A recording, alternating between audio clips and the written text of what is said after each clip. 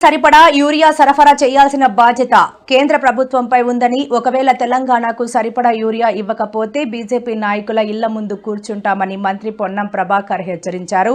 రాష్ట్రానికి సరిపడా యూరియా వచ్చేలా బీజేపీ ఎంపీలు కృషి చేయాలన్నారు. దేశం మొత్తం కేంద్రమే యూరియా సప్లై చేస్తుందని, కేంద్రం యూరియా ఇస్తే రాష్ట్రాలు సప్లై చేస్తాయన్నారు. ప్రజల నుంచి వినతి పత్రాలు స్వీకరించారు.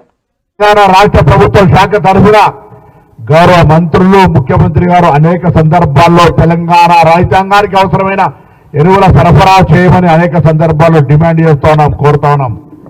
ఈరోజు తెలంగాణ రైతులకు అవసరమైన ఎరువుల సరఫరా తయారు చేసే బాధ్యత 100% కేంద్ర ప్రభుత్వందే.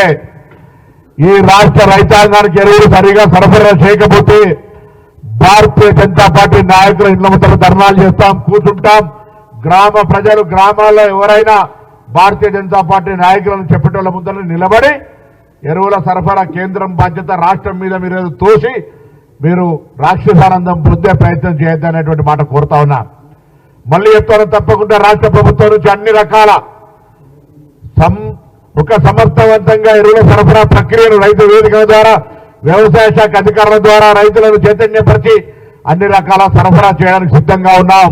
యూరియా నేను మెదక్ డిస్ట్రిక్ట్